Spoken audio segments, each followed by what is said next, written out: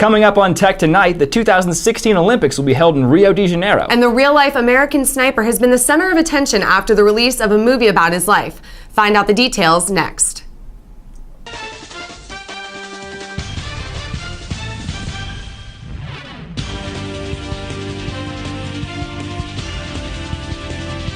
Welcome to Tech Tonight. I'm Andrew Roja. And I'm Hannah Martin. Mexico's most notorious female drug dealer, Sandra Avila Beltran, or better known as the Queen of the Pacific, has been released from prison after winning a court appeal of the money laundering charge that was keeping her in jail. According to a Reuters report, Beltran was arrested in the United States and sentenced to over 5 years in prison before being extradited to Mexico, where her sentence was eventually overturned. In 2001, Beltran was accused of masterminding a plan to export and distribute 9 tons of cocaine to the United States, which was seized off the coast, but was acquitted of all charges in a Mexican courtroom. Originally, Beltran's extradition was thought to be a sign that the Mexican government was finally going to crack down on high-profile organized crime figures, but her release seems to promote a much different agenda. The 2016 Olympics will be held in Rio de Janeiro, Brazil, and this has prompted a building boom that many say is benefiting private developers at the expense of the public at large. One example is the Olympic golf course that is being constructed by a private developer who will get to keep the golf course and surrounding land for high-end housing developments after the Olympics are over. In protest, the aptly named group Occupy Golf has set up camp at the site, which is being built on what's currently a nature reserve. The choice in location is affecting wildlife and residents in the surrounding area, requiring massive water supply in order to keep the course green both during the 16 days of the Olympics and for the life of the new high-end housing development. This is an especially sensitive issue as coastal Brazil is currently experiencing a severe drought. Joaquim Monteiro, president of the Municipal Olympic Committee, claims that the well-being of flora, fauna, and people are important considerations as the committee tries to prepare for the Olympics in ways that will also improve the city's infrastructure and facilities for the longer term. More than half of the buildings used for Olympic events are repurposed, and 60% of the budget to build is coming from a private sector, an effort Brazil is proud of. But are these efforts enough? Many Brazilians feel that the projects, such as the golf course, are occurring without discussion and that there is little transparency. It will be interesting to see how thoughts and opinions in Brazil change as construction continues, and more importantly, soon after the 2016 Olympic festivities have ended. On Tuesday, the family of American aid worker Kayla Mueller confirmed that their daughter was killed while being held hostage by militants from the Islamic State. The family's statement came a few days after ISIS militants claimed that the young woman had been killed during a Jordanian airstrike in Syria.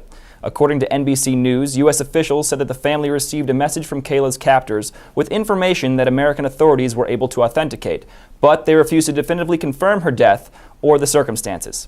Not much information was released about Mueller's horrific situation prior to the news of her death because the family had asked to have her name kept out of the press, fearing it would put her life in jeopardy.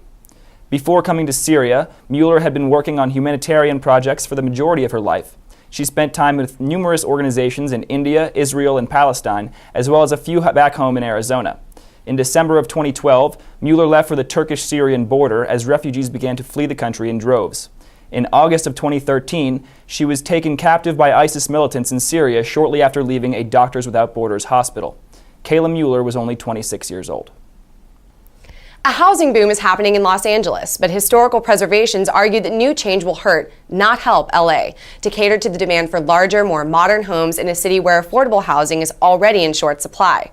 Developers are rapidly bulldozing many smaller 80-year-old vintage and craft houses to make way for McMansions that are currently selling for about $2 million.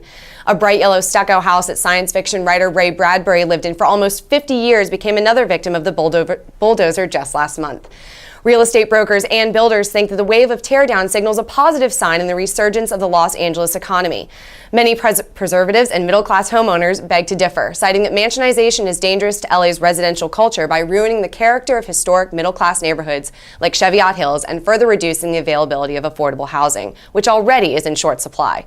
The Los Angeles City Council is looking at ways to tighten regulation of home construction to foster preservation of older times.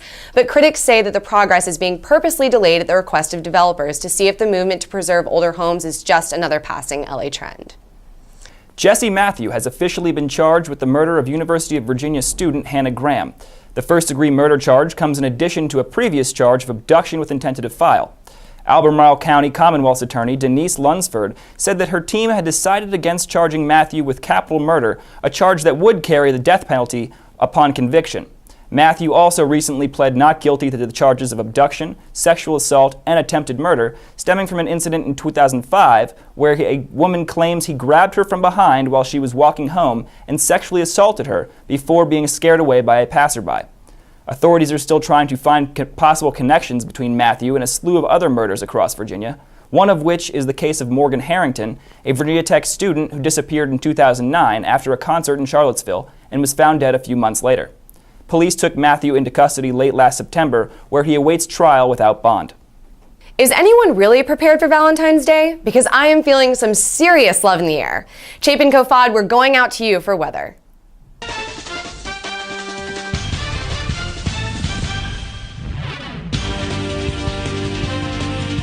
Hi, I'm Chapin Kofod with your weekly weather report. It looks like the warm weather from last week is moving on, as this weekend is looking to be a cold one. It'll be mostly clear, but partly cloudy. Tomorrow, you can expect the high to be in the low 30s with wind speeds picking up tomorrow night, making for a clear but chilly Sunday. Expect the high to be in the upper teens. However, next week, things are looking up. The cold front will move west, allowing for the temperatures to warm up. You can expect the high to be in the mid to upper 30s. Now on Tuesday and Wednesday, there is a chance for possible snow showers, but with the temperature being so warm, it is unlikely that it will stick. Back to you, Hannah. Same-sex marriage has been a hot political topic recently and has been legalized in several states. However, the state of Alabama is at a crossroads as some judges have banded together and vehemently expressed disapproval of issuing marriage licenses to same-sex couples, a move that defies federal court order. 8 of Alabama's 67 counties have voted to block licenses. The Supreme Court has refused to get involved in the matter, leaving it up to the Federal Circuit Court to make the final decision in terms of handling the dissent.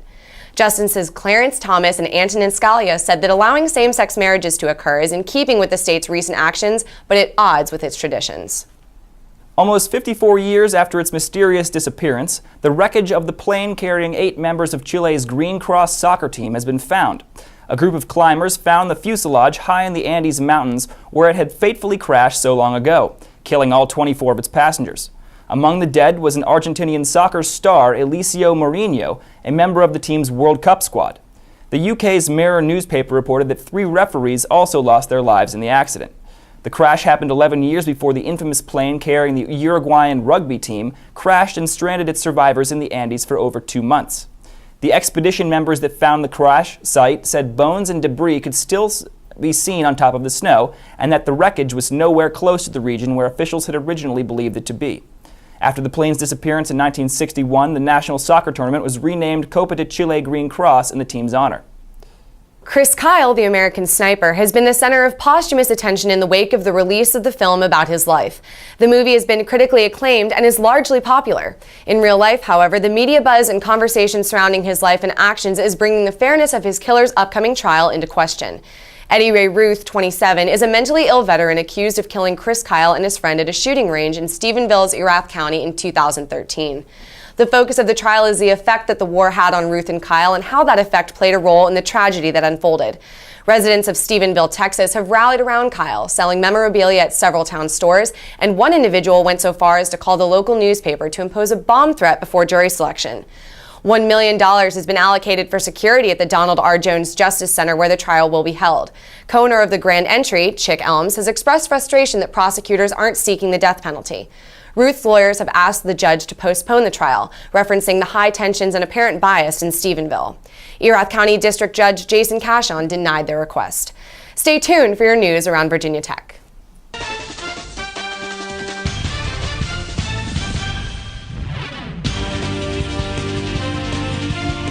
Hi, I'm Allie Littlejohn. And I'm Avila Angelotti with your news around Virginia Tech.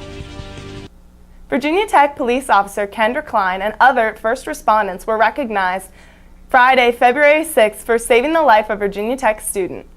On October 17th, the police department received a call about an unconscious student employee in West End Dining Hall. When Klein and the other first respondents arrived at the scene, they realized the student was not breathing, in which Klein had to perform CPR until the rescue squad came. The student was rushed to the hospital, and after a medically induced coma, he made a full recovery and is now back on campus. Klein received the Virginia Tech Police Department Life-Saving Medal, while the other first respondents and rescue squad were presented with letters of commendation.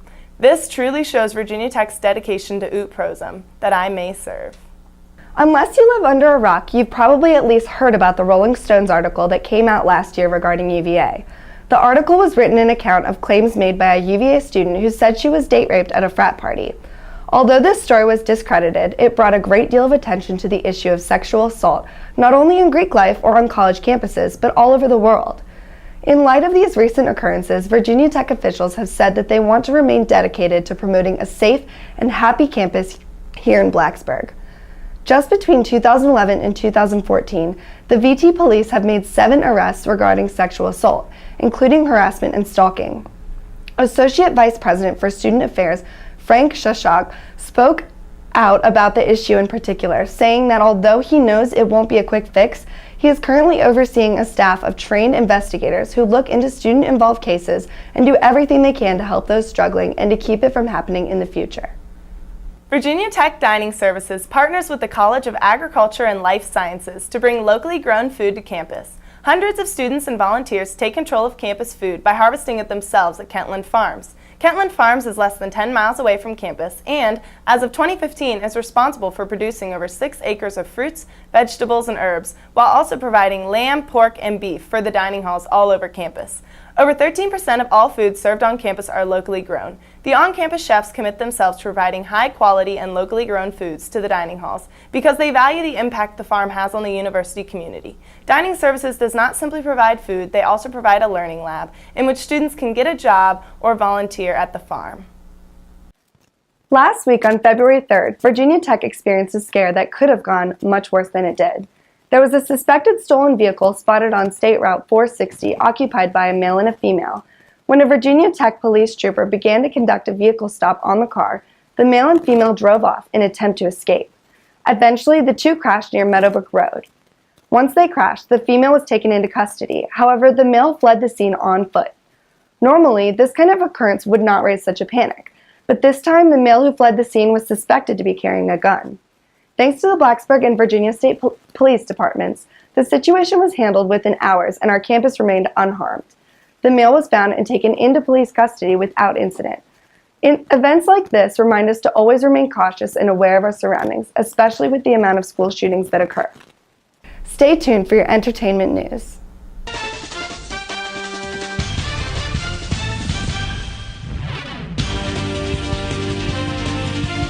Hi, I'm Ashlyn Webster. And I'm Caroline Cleary with your entertainment news. Keeping up with the Kardashian star, Bruce Jenner was involved in a 4-vehicle car crash on Saturday morning. 1 woman was killed in the accident and 7 other people, including an infant, were injured. The pileup happened on the Pacific Coast Highway in Malibu, California, around 12 p.m. Bruce Jenner was spotted in an ambulance at the scene receiving medical attention only as a precaution, reporting no serious injuries. Bruce was riding in a navy blue SUV hauling a dune buggy when the crash took place. The highway was shut down in both directions following the accident. NBC Los Angeles reported that Bruce Jenner is being cooperative and was not responsible for the crash. Police are still determining the exact cause of the deadly accident. Fans of the podcast Serial received great news Saturday when it was announced that the Maryland Court of Appeals granted the request for review of Adnan Syed's case. For those who are not familiar with the popular podcast Serial, it followed a reporter who looked into the 15-year-old case of Adnan Syed. Syed was convicted of murdering his ex-girlfriend of the time and has spent most of his life behind bars. Serial looked into Syed's case by uncovering new evidence and going over old evidence to see if it added up. After receiving national recognition, the Serial Twitter account tweeted Saturday saying, MG Court of Special Appeals rules it will hear arguments in Adnan Syed's case in June session. According to the Baltimore Sun, Justin Brown, Syed's lawyer, argued that Syed received inefficient counseling from his lawyer, Christina Gutierrez, during the time of the trial. She failed to look into Syed's alibi and failed to listen to his pretrial requests. Brown told the Baltimore Sun, "It's the first step in a pretty long process, but we're extremely happy." Miley Cyrus got a new tattoo last Wednesday in honor of her pet fish that passed away. The 22-year-old singer revealed a picture on Instagram of the new black and white portrait of the fish on her forearm and wrote, "I hate goodbyes." Miley's tattoo artist also posted a picture of the new ink, captioning it RIP FBF, the name of the fish. Later in the week, Miley posted a screenshot of her texting conversation with her producer, Mike Will Made It, expressing how upset she was over losing the fish. This was not the first time that Miley has gotten a tattoo of a lost pet. 6 months ago, Miley got a tattoo honoring her loved dog named Floyd that was attacked by a coyote. Miley shared that this was a heartbreaking time for her. This older tattoo is located on her side and reads, "With a little help from my friends." 50 Shades of Grey might be the most anticipated film of 2015. Fans of the novel have been waiting for its release for years. While many will be running to theaters this weekend, Melanie Griffith assures you she will not be there. Mother of lead actress Dakota Johnson, Griffiths told People she wouldn't be watching the film. She was quoted saying, "She would be very uncomfortable if I saw it, and I would be very uncomfortable if I saw it. So we would never be able to talk about it, so why would I see it?" Griffiths revealed her pride for her daughter, explaining her excitement when she got the part. However, that excitement will not help out with ticket sales, although I have a feeling they will not need it. It seems like photo shoots featuring dangerous animals are a trend so far in 2015. First, Rihanna took a swim with real sharks less than a month ago. She showed no fear while she dove in the ocean for a Harper's Bazaar photo shoot, swimming deep underwater extremely close to live sharks. Now, Jennifer Lawrence is showing her bravery, posing for pictures with a venomous snake wrapped around her naked body. The 24-year-old Hunger Games star was shooting for Vanity Fair and did not seem nervous at all to have the red-tailed boa constrictor hanging around her neck. The picture will be featured in Vanity Fair's March issue. The magazine's fashion and style director, Jessica Deal, said Jennifer has the perfect combination of strength, sexuality, humor, and above all, tomboy to pull the picture off. Sports Illustrated is making history this week as they are featuring their first ever plus-size model in the coveted swimsuit edition. According to Us Weekly, Ashley Graham, a size 16 model, has been featured in magazines such as Elle, Harper's Bazaar, and Glamour.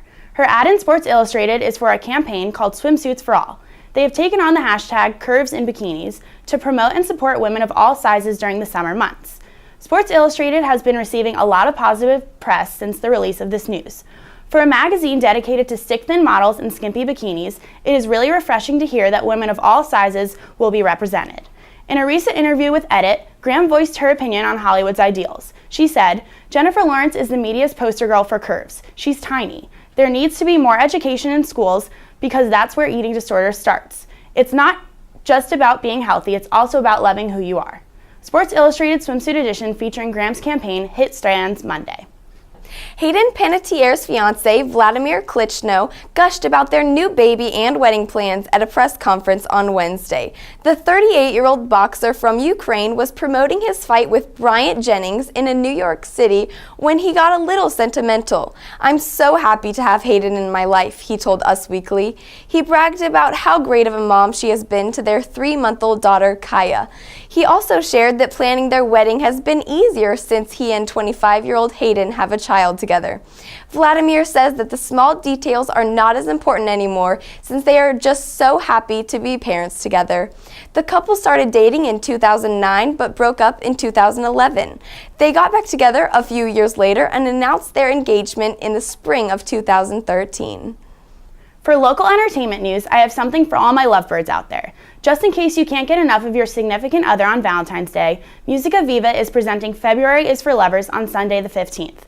At 3 p.m. in Squire's Recital Salon, you can listen to the lovely music of Beethoven, Brahms, and Schubert.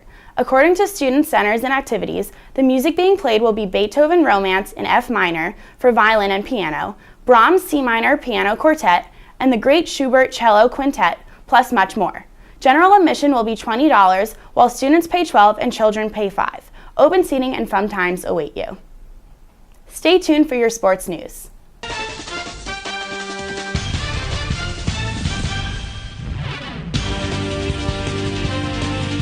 Hi, I'm Lexi Johnson. And I'm Tom Beto with your sports news. On Sunday in Blacksburg, the 50th ranked Virginia Tech women's tennis team defeated Coastal Carolina for its 5th win of the spring season. To kickstart the victory, Francesca Fusinato and Raul Kilomita, who are in fact the 36th ranked women's doubles team in the American college tennis world, defeated Coastal Carolina's Romaine DeLay and Libby Scott with a 6-2 decision. The Hokies doubles team of Caroline Daxhele and Kelly Williford followed them with another 6-2 victory. The VPI women also had an impressive singles performance, winning 5 of 6 matches, contributing to the win and bringing the team's overall record to 5-1. The Hokies' next matchup is against Clemson on February 20th. UNC basketball coach Dean Smith passed away Saturday, February 7th. The retired Coach Smith, age 83, had health issues that caused him to lose his memory since 2010. His career lasted more than 40 years. Within that time, Smith coached Michael Jordan and James Worthy. Along with that, he had 11 Final Four appearances, 2 national championships, 17 ACC regular season titles, an 8-time ACC Coach of the Year, and he was the head coach of gold medal winning USA men's Olympic team in 1976. Dean Smith also received the Presidential Medal of Freedom from President Obama in November 2013. Smith retired with more wins than any coach in the men's Division I history. Dean Smith was a legend who changed the lives of many. Smith was the first coach at North Carolina to offer a scholarship to a black athlete. Smith will be forever remembered as a mentor, father figure, and all-around good man, as well as a phenomenal basketball coach. Along with his wife, Lynette Smith, he is survived by his 4 daughters, Sandy, Sharon, Kristen, and Kelly, his son Scott, and 7 grandchildren. On Monday night, Malik Mueller hit a three-pointer with 18 seconds left to lift Virginia Tech to a 65-63 victory over Georgia Tech. The win snapped a 3-game losing streak for Virginia Tech, enabling the Hokies to move to a 10-14 record overall and 2-9 in the ACC. Mueller was 6 of 8 from the floor, including 3 three-pointers as the Hokies rallied from a 10-point deficit with a little more than 5 minutes left. The Hokies trailed 58-48 after the Yellow Jackets Chris Bolden converted 3-point play with 5:07 remaining. But Virginia Tech only missed 1 shot the rest of the game, outscoring the Yellow Jackets 17-5 to end the game. Cuba won its first Caribbean Series championship since 1960 on Sunday against Mexico in a 3-2 victory. Earlier in the season, Cuba out-hit Mexico 11-4. This victory gave Cuba a shot at the championship in Puerto Rico. Yasmani Torres, the starting pitcher for Cuba, struck out 5 people. Frederick Cepeda put Cuba at an early lead in the first. Then Cuba went up 2 in the second inning after Louis Yander singled in a run. Cepeda, a former player for Japan, was selected as the tournament MVP. This will be the 8th time Cuba has taken the title at the Caribbean Series. Intense violence broke out at a soccer match in Egypt Sunday night, killing at least 19 fans and police officials. The riot took place at Air Defense Stadium, located in the eastern outskirts of Cairo, where Egyptian Premier League clubs Zamalek and ENPPI were set to begin a major match. While the exact cause of the incident is still unknown, Zamalek supporters claim on their Facebook page that the violence started when authorities only allowed fans to enter the stadium through one narrow entrance, resulting in pushing and shoving that exploded into a spell of chaos. The recent clash comes only 3 years after 74 soccer fans were killed in another match riot in the coastal Egyptian city of Port Said. According to the Associated Press, much of the violence in episodes like these is deeply politicized.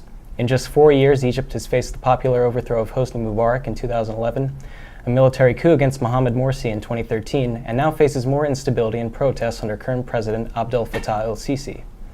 Last Saturday, the Hokies men's basketball team took on the Florida State Seminoles right here in Blacksburg. Unfortunately, the Hokies came up short with the final score at 73-65. Both Ahmed Hill and Adam Smith were the leading scorers for the Hokies. Both Hill and Smith tied at 19 points each. Freshman Ahmed Hill broke his previous record of 18 points and reached a career high of 19 points.